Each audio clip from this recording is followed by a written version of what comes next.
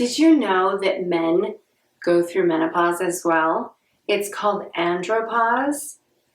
Who knew, right? Now the difference is though, and did you also know that men can they have their sperm that still works until death. Now our shop closes down, no more babies, but they can literally conceive or give their sperm to conceive until they die. I think that is crazy. But we, on the other hand, just shut down. So I thought that was just a really interesting fact. And they go through andropause, although it's so much different from us females because they kind of go at this very, very, very slow and steady decrease in testosterone. Of course, they don't have as many hormones going on as us, but they lose it very, very slowly. And so most men don't really maybe observe or really feel a huge difference like we do because hormones just go crazy. But I just thought that was so interesting. And who knew? Welcome back to Symptoms of Menopause, Part 6. Yes, we are on Part 6. It's Jennifer here. I hope everyone is doing wonderful out there. And thank you for coming to this video. And in today's video, we are going to discuss the more symptoms of menopause, especially the symptoms of mental health and emotional state, and what really has been going on as far as my experience. And again, this is my experience. No two women are going to go through menopause the same way. So when I'm sharing mine, I'm not trying to compare or feel like, you understand exactly or you're going through what I'm going through, just like it's the same the other way. So keep that in mind, and I definitely keep that in mind. But for my experience, I wanted to really share how much I've struggled with my emotional state and my mental health. It has been really difficult. And just to recap, in the last video of the Symptoms of Menopause series, I was sharing I had the IUD put in, and I stopped the birth control and really dove into that. I want to say update. So far, I feel better. Now, I'm not sure if I feel better because of the IUD, but I know I feel better because of not taking the birth control. That was not doing me a favor at all. Please let me know in the comment section if birth control is working for you and what you are taking. Everyone would love to hear. So it was not working for me. So I stopped the birth control and I got the IUD in. I can't really say, it's only been a month now, a little over a month, and a little bit more than that I stopped taking the birth control. So I think it's going to take a while for me to know how I'm going to feel. I'm still spotting like crazy, like it has not stopped. So that's kind of a bummer. But supposedly after a while, most women have nothing. Your period completely goes away. But some women still have somewhat of a cycle. Maybe they spot a couple days each month. So we'll see. I will keep you posted. And in this video, again, we are talking about how much I wanted to share, how much I've struggled with the mental and emotional part of this. And this has been really difficult part. I literally started to experience the mood swings, nothing too different from what we experience in PMS, right before our periods, but it was a little more strong and heavy of the feelings I was feeling. And I definitely started to feel some depression, anxiety, which I had never really experienced too much anxiety. And I like to explain not as much anxiety, but anxiousness. So I got really impatient fast, which is normal during PMS, right? We lose our patience fast. We just don't have as much patience. Well, that really got worse. So I was so short fused. I'm still struggling with that, but it's gotten better. I believe the birth control, again, because you're taking more estrogen, and because I'm going through perimenopause, I'm not losing estrogen yet. I'm only losing, or actually my progesterone is going way up and down. And that's really when we start to really, why we're experiencing those heavy, crazy symptoms that start happening. But we're not losing the estrogen yet, very lightly, but that doesn't start to happen, you know, really until we stop menstruating.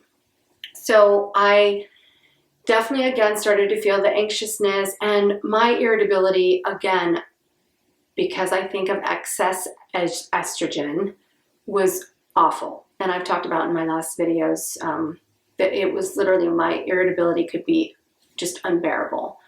And yeah, like the getting angry, like you know, I'd find myself just getting angry so quick, like 0 to 60 in like 3 seconds. And there'd be no warning or no even like, whoa, this is happening. And I started to really try and pay attention to it. And it was like, oh my gosh. And you literally are watching, I was like watching myself, but it's like I had no control. It's crazy. So I've really been experiencing that, the anger, the depression, anxiousness, no patience, irritability.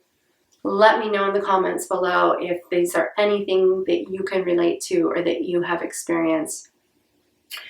I would love to know. And I definitely feel that these symptoms have gotten better since I stopped taking the birth control. The anger part, I'm not getting as angry as easily, and, you know, losing it, like literally losing it. And also, I was emotional, but I'm not one to cry too much. So I did notice I definitely could cry quicker and easier than maybe prior. And also just feeling, you just don't feel, I haven't felt like you just don't feel like yourself. I haven't felt like myself. You're like, oh my gosh, what is happening to me? What is going on? And I think, like I've shared in the past, that, you know, a lot of times we don't even make this connection. And even like I was talking to my mother, and remember, this is also, Menopause Barbie talks about this, and also them, people, you know, thinking that your menopause, you're going to be like your mother. Well, they've actually, science has really proven that that's not true. We don't believe that's true, that we're going to be like our mom. And I actually was talking to my mom because my mom had a really difficult time about the same age as I started menopause. But it's crazy that I don't even think she didn't even make the connection. And that's where I think this is such a huge problem, and as far as the neglect goes on this subject, because women are experiencing these symptoms and having this hard time when perimenopause starts, and they like have no idea. They don't even make the connection. And I thought that was weird. That, I mean, that's just nuts. So my mom, literally, I was like, wow, I had to even say to her, like, Mom, do you think that that was, and, you know, she can say, well, yeah, maybe, but she didn't make that connection. And I was like, wow, you know, that just goes to show that we are not prepared for this, and we don't really know, like, what's going on when it comes, if it does come. And remember, so many women are not experiencing or going through this hard time and struggling. You know, a lot of women breeze right through it. They don't seem to feel like they're struggling in any way, although I believe that most women, even if they say they didn't struggle at all, they struggled in some way. They had to, you know, maybe they just didn't sleep very well, but you'd think there'd be something. So I have noticed that even women that say they didn't really struggle, they could find some things that did, you know, come up. So I just feel, yeah, again, we can't really go by, you know, how our mother was, you know, just like we can't go by each other either. We're all not going to go through it the same. But I wanted to share how important that the mental health, and I mean, this is real, you know, okay, so you become depressed because, you know, chemical imbalance. Well, we're having a chemical imbalance. I mean, our hormones are going nuts, and this is why we feel these symptoms. So, you know, it's not, you couldn't say it's different. So I just want to share, like, if you feel that you're struggling in that way, a therapist, it's such a good idea. I mean, we need all the support we can get when we're going through this transition, especially if you are struggling. And a lot of times our spouse, husband or your wife, whatever you have, I think it's difficult for them to understand. So they're not always able to give a lot of support. And that's what I have found with my relationships. So a therapist, is going to maybe help you through it differently and give you maybe some support that you need. And by all means, if you're really struggling, go to your doctor. And there's nothing wrong with, if you feel, there are women, they recommend taking the antidepressant through menopause. Some women need that. And I'm one who's not I'm one who doesn't like to take medication. Like, no, I'll do it. I'm going to just exercise and I'm going to meditate and, I'm good. But I even noticed that was not, even those things were, at times not enough, or I felt like, oh my gosh, they're not working as well.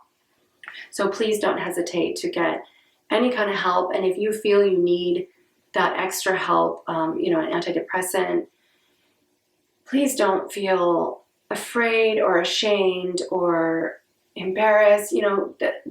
Just get all the help you can get. And this is what I have done. And I know that a lot of times you go to a doctor and they'll just like, oh yeah, you tell them, oh my gosh, I don't know what's going on with me. And they say, oh yeah, you're depressed. Here's an antidepressant. And I know that happened to me too. The first doctor I went to was like, oh, you're just depressed. But again, so I don't agree with that, because we're not technically depressed, but we can definitely have those depression symptoms because of perimenopause or menopause, any phase of the menopause. So it's okay. It is okay. And let me know in the comments if you're taking an antidepressant, if you think that helps, if, what was your experience on that? I know we would all love to hear that. And I also wanted to bring up the fact of Wellbutrin for menopause. Now, I don't know if anyone has heard of Wellbutrin. Let me know. I had not heard of it, but it is an older, one of the first few antidepressants that came out. And this particular medication, they're really not prescribing it per se anymore for depression, but it's become more of an off-label drug. If you know what off-label is, it means, oh, we create this drug, we realize, you know what, it really doesn't work very great for this, but it really works well for this or this. So that is what has happened with this Wellbutrin. And I was fascinated because it was so interesting that, again, they don't really prescribe it for depression anymore, but they're prescribing it to people for weight loss, to help people lose weight, to quit smoking or some sort of addiction, and menopause or perimenopause, and also for libido and sexual dysfunction. And I was like, wow. So please let me know again if you have heard of this, if you know the drug, if you know anyone who's taking it. I am fascinated by this. And my actual OBGYN, the new one that I saw that I loved, she was like, let's try this. She really wanted to give it a shot. And so I am going to try it. And again, I'm not one to want to take medication, but I'm also a big advocate. If you need it, take it. So I'm going to try it, you guys. And I am going to share all of it with you. And yeah, we'll see how it goes. So I will be keeping you updated on that. But I'm more taking it for the libido, but because it's an antidepressant drug, it probably is going to help with my mood, maybe anxiety, anxiousness. So it's kind of, maybe could help in a lot of ways. So I'm really anxious to see, and I'm going to try it and start it. I will keep you posted on that. But yes, please remember to reach out if you are struggling. I am here for you. I hope that's what I'm trying to create here, is a community where you can come and share and not feel so alone, and have, people you can relate to and that are all experiencing and going through the same thing. So I pray that is my hope. And remember to put self-care first. I say this every time because I know it is helping and it's so important. take care of yourself first, the self-care, and learn how to meditate. And meditation doesn't have to be meditation. Just learn how to quiet your mind and relax your body. This is going to help you so much. And also moving the body. And I hope you enjoyed my last workout. We're pumping some iron. We're adding in some weights because we need that.